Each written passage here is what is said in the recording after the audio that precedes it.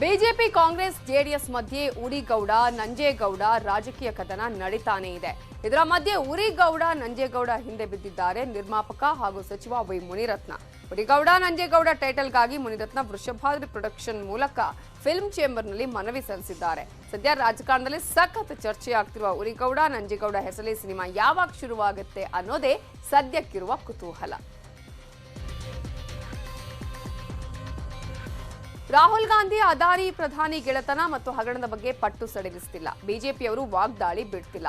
ಇಬ್ಬರ ಜಗಳಕ್ಕೆ ಸಂಸತ್ ಕಲಾಪ ಹಾಳಾಗ್ತಿದೆ. ಈಗ ಎಲ್ಲದಕ್ಕೂ ಉತ್ತರ ಕೊಡ್ತೀನಿ, ಅವಕಾಶ ಕೊಡಿ ಅಂತ ರಾಹುಲ್ ಸ್ಪೀಕರ್ಗೆ ಮನವಿ ಮಾಡಿದ್ದಾರೆ.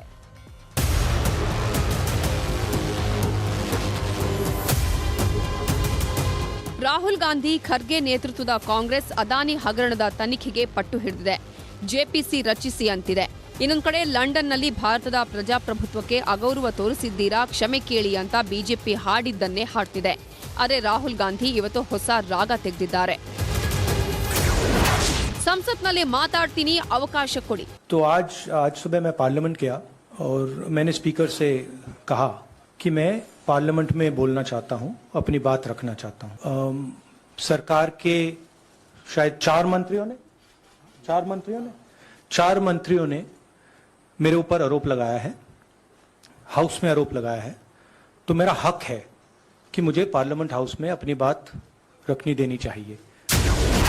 अदानी प्रधानी डील ಬಗ್ಗೆ ಉತ್ತರ ಕೊಟ್ಟಿಲ್ಲ. मेन सवाल है वो अभी भी टेबल पे है. अदानी जी और प्रधानमंत्री का रिश्ता क्या है? जो डिफेंस कॉन्ट्रैक्ट्स अदानी जी को दिए जा रहे हैं वो क्यों दिए जा रहे हैं? जो श्रीलंका में बांग्लादेश में बात हुई है वो क्यों हुई, किसने की? ऑस्ट्रेलिया में जो प्रधानमंत्री जी और स्टेट बैंक के चेयरमैन और अदानी जी के साथ जो मीटिंग हुई वो क्यों हुई, उसमें क्या डिस्कस हुआ? तो ये सब सवाल हैं जो प्रधानमंत्री जिसके जवाब नहीं दे पा रहे. ಸ್ಪೀಕರ್ ಓಂ ಬಿರ್ಲಾ ಅವರನ್ನ ಭೇಟಿ ಮಾಡಿ ಬಂದ ರಾಹುಲ್ ಗಾಂಧಿ ಕೊಟ್ಟ ಹೇಳಿಕೆ ಇದು. ಈ ಮಧ್ಯೆ ಕಾಂಗ್ರೆಸ್ನವರು ಸುಮ್ಮನೆ ಇಲ್ಲ.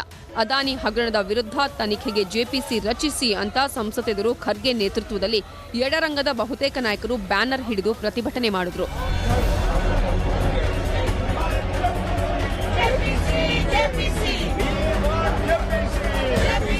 ಇನ್ನು ದೆಹಲಿಯ ರಸ್ತೆಗಳಲ್ಲಿ ಕಾಂಗ್ರೆಸ್ ಕಾರ್ಯಕರ್ತರು ಪ್ರತಿಭಟನೆ ಮಾಡಿದ್ರು. ಕಾರ್ಯಕರ್ತನೊಬ್ಬ ವರನಂತೆ ವೇಷ ತೊಟ್ಟು ನೋಟುಗಳ ಹಾರ ಹಾಕೊಂಡು ಪ್ರತಿಭಟನೆ ಮಾಡಿದ್ರು.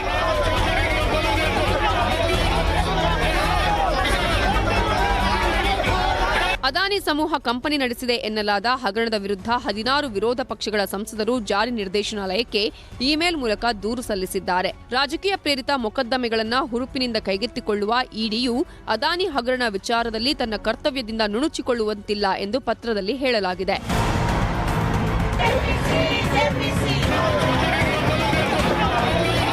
ಇನ್ನು ರಾಹುಲ್ ವಿರುದ್ಧ ಬಿಜೆಪಿಯವರು ವಾಕ್ಸಮರ ಶುರು ಮಾಡಿದ್ದು, ಕರ್ನಾಟಕ ಚುನಾವಣಾ ಪ್ರಚಾರಕ್ಕೆ ಬಂದಿದ್ದ ಸ್ಮೃತಿ ಇರಾನಿ ರಾಹುಲ್ ವಿರುದ್ಧವೇ ಹರಿಹಾಯ್ದರು. विदेश में अब दूसरे राष्ट्रों के सामने गिड़गिड़ा रहा है और दूसरे राष्ट्रों को कह रहा है, आओ भारत की इस हमारी मातृभूमि पर हस्तक्षेप करो. इसलिए आज सौगंध देकर जा रही हूँ भारतीय जनता पार्टी के एक कार्यकर्ता को कि जिस कांग्रेस पार्टी के नेता ने हमारी मातृभूमि का अपमान किया, उस कांग्रेस पार्टी को इस क्षेत्र में बिल्कुल भी समर्थन नहीं मिलना चाहिए. ಒಟ್ನಲ್ಲಿ ರಾಹುಲ್ ಗಾಂಧಿ ಅದಾನಿ ಪ್ರಧಾನಿ ಗೆಳೆತನ ಮತ್ತು ಹಗರಣದ ಬಗ್ಗೆ ಪಟ್ಟು ಸಡಿಲಿಸುತ್ತಿಲ್ಲ. ಬಿಜೆಪಿಯವರು ವಾಗ್ದಾಳಿ ಬಿಡ್ತಿಲ್ಲ. ಇಬ್ಬರ ಜಗಳಕ್ಕೆ ಸಂಸತ್ ಕಲಾಪ ಹಾಳಾಗ್ತಿದೆ ಅಷ್ಟೇ. Bureau report, news 18.